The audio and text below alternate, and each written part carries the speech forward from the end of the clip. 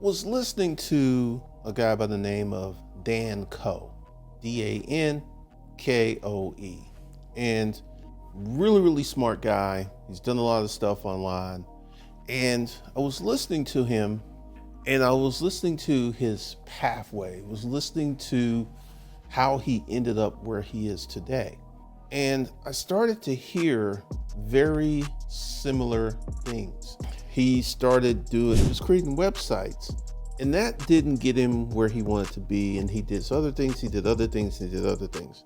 And what I got from listening to Dan Koe is the entrepreneur journey is replete in doing things and getting a measure of how these things transpond to your life. Because it was like listening to all the things he's done and he set up. Because if you don't know who Dan Koe is, he has a YouTube channel. You should go check it out. And he has 1 million followers on Instagram, a large following on Twitter. YouTube channel is growing like crazy. And Dan doesn't put out sloppy content. He puts out measured, well-reasoned, well-thought-out content, getting into the deeper intricacies of starting a business. And one of the things that I saw, because Dan has his journey, and everyone's journey is a unique experience. And this is one of the reasons that I get people who are like, hey, what is the best way to do this?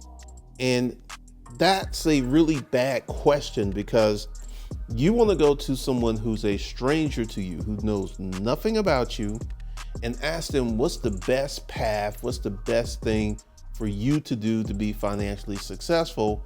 And that person more than likely will not be able to give you an answer, because they don't know anything about you. They don't know anything about your talents, your traits, or nothing. And this is where I feel the entrepreneurial journey is well defined. First of all, you must do something. And this is one of the areas that creates a lot of problems for a lot of people. Everyone is looking for, if I do X, I'm going to get the return of Z, which is what I want. And that's what they want to be assured of before they actually start doing anything. There was another guy, I can't remember his name, but he had a video that was really popular on YouTube talking about the best way to be in business is to be in business. And he talked about his experiences of being in business. And when he got into business, he learned a lot more than he was. You want to start a business, you want to set up a holding company, an operating company, you want to get yourself some business credit, you want to learn how to run a business, you want to start your first online business.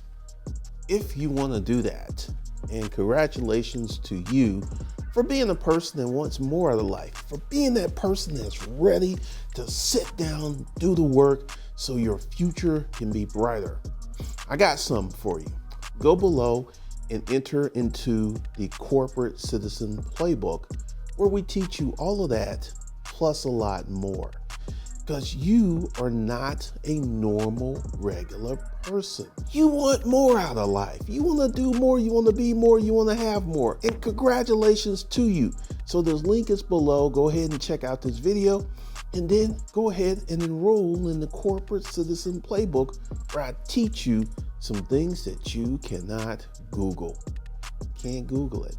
Can't Google it at all. He learned when he was on the outside of business looking in. And this is a really key point, because you have a lot of people who want to actually get into business without actually getting into business. And I can tell you from personal experience that once you get in business, once you start to shape things up, once you start to do things, once you begin to build things, once you begin to create things, you get a better feedback loop. And this is one of the things I feel that has happened to Dan Koe.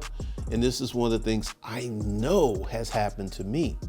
Because once you get into business, you can see other opportunities and other things. Like, give you an example.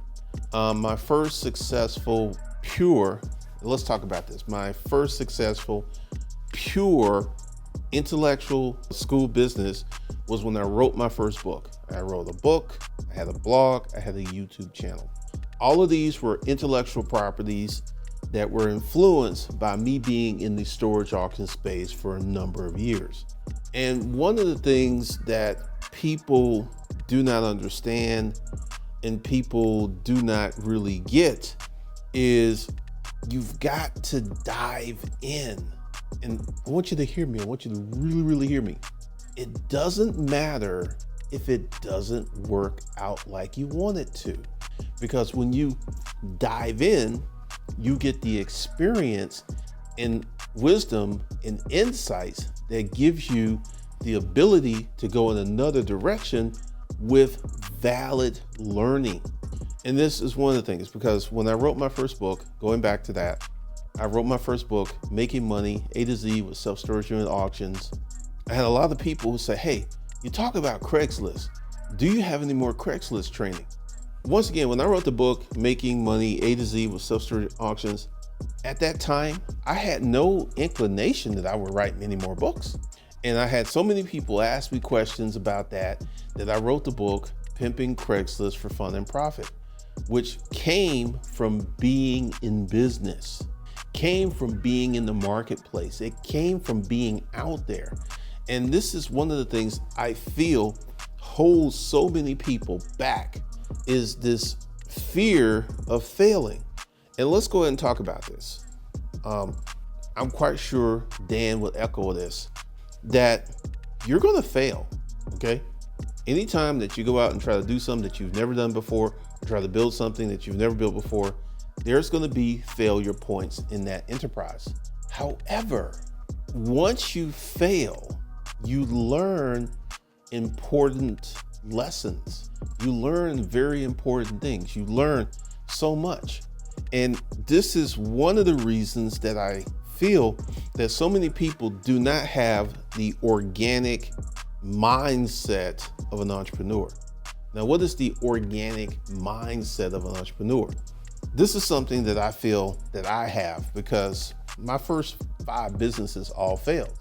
And I didn't try to start another business. And then when I got in another situation in life, I had 5 businesses that I tried to start when I was in the military.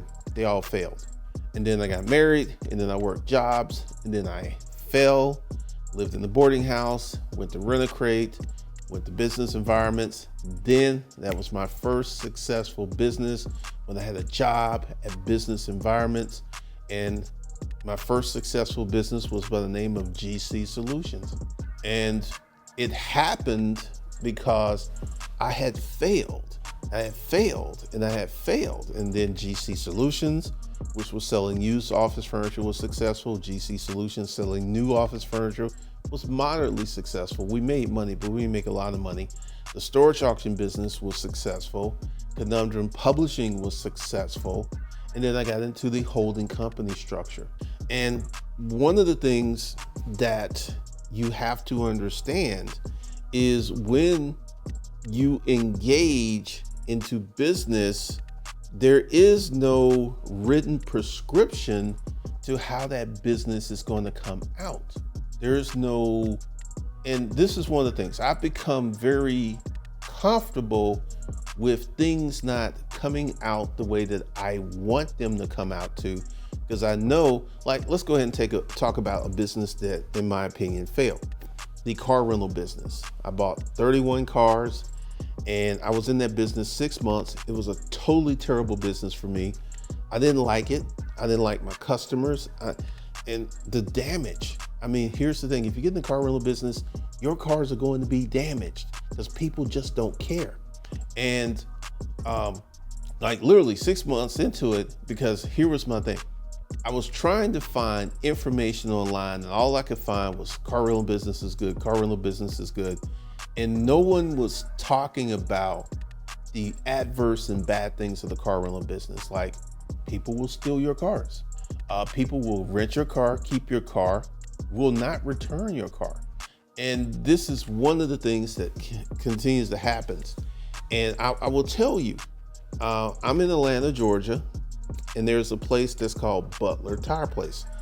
Butler, I put 2 sets of rims on a BMW X5M and one of my Porsches. And I was in there one day and we were just talking about, I was told them I was a car rental. It was terrible. And they started to tell me stories of other people who had highline car rentals. And it was like, oh yeah, his vehicles are in here every week because the wheels are bent or curved or something. And none of these guys put this stuff out publicly. But because I was behind the scenes, I was hearing directly from Butler tire technicians, oh, this guy's car is in there all the time because renters be messing them up. So I knew that I wasn't the only one going through these things. I was just the only one that was publicly saying that the car rental business was bad. And I feel that a lot of these other guys were making money from being that the car rental business is successful, even though they were having a lot of drama, bad issues and stuff like that. But going back to Dan, if you listen to Dan's story of how he got to where he is, it was step by step. And once again, the entrepreneur's organic mindset. You will not be denied. Once you have the entrepreneur's organic mindset, if you have to start 6 businesses, you have to start 7 businesses, you start 8 businesses, you have to start 10. You're going to keep at it until you win. And that's the entrepreneur's organic mindset, that I'm going to learn what I need to learn so I can be successful in this business. Because you listen to Dan, you listen to a lot of other people, and the story is often very, very similar. I tried this, I tried that, and then boom, I arrived at this, and this thing works, and I'm going all in. And that's one of the things I feel that kills the average person. The average person doesn't want to go through these unfavorable outcomes of starting a business, setting the business up, and things just not going the way that you want them to go. Things are just not panning out in the manner that you anticipate. But if you have the organic business owner's mindset of I'm going to learn, I'm going to build, I'm going to get there, it's just a matter of time before you get to where you want to go. Because I look at what happened with me in let's call it my first run. My first run was in the military, and that's when I had failure. Then I got out the military, got a job, and then I fell in life, and then I started to educate myself. And this time, unconsciously to me, I got the jobs that would teach me how to have my own business. Rent-A-Crate, I learned how to find leads and set appointments. Business environments, I learned how to find leads, set appointments, and started to go on appointments. Well, panel systems, then business environments. I set appointments, I went on appointments, I sold office furniture. And then I started my own business selling used office furniture. And as I look back, each one of those companies that I had a job, that I was getting paid to learn how to make money, prepared me for where I'm at today. Each one of those jobs essentially gave me training and direct skill sets that helped me to this very, very day. Right now, because one of the things that I find to be really, really important in doing entrepreneurship and starting a business is having that organic business owner's mindset that no matter what, I'm going to win. No matter what, I'm going to win. No matter what I'm doing, I'm going to win. And that's when I started to win, because going back to GC Solutions, Conundrum Publishing, the holding company, the only failure that I've had was that car rental business. And I just took it as that quarterback who's in the NFL who throws the pick six. Next time that quarterback goes out there for the next play, he's got to forget that he threw that pick six. He's got to play with his full vigor and gusto. He cannot act like, oh, I just threw a pick six, so I need to be careful, I need to change. No, he's got to go out there and keep playing this game. And that's what you have to do as an entrepreneur.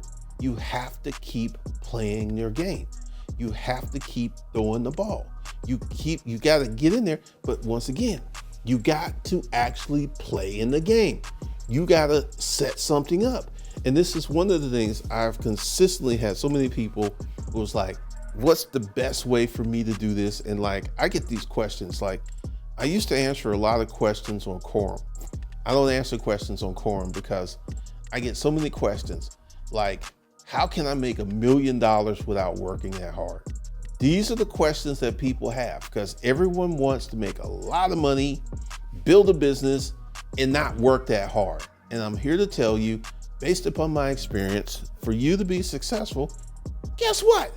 You got to work hard. I mean, I see all of this stuff online where all these people are trying to get around this or skip over this step. But honestly, you're wasting time by doing that. Like, go check out Dan Coe's videos and listen to him and listen to all of the steps he went through. It's very, very similar. It was Dan Coe's personal journey. Okay.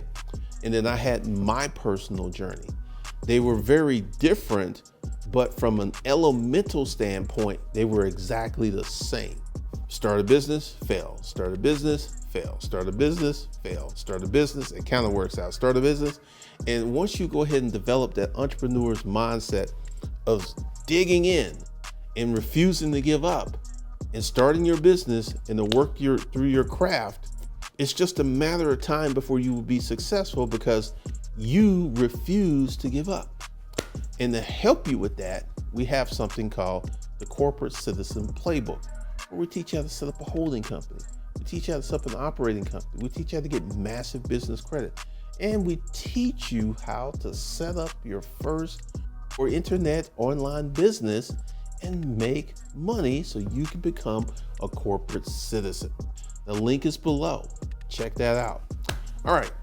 That's all I got for you guys today. I will see you guys in the next one.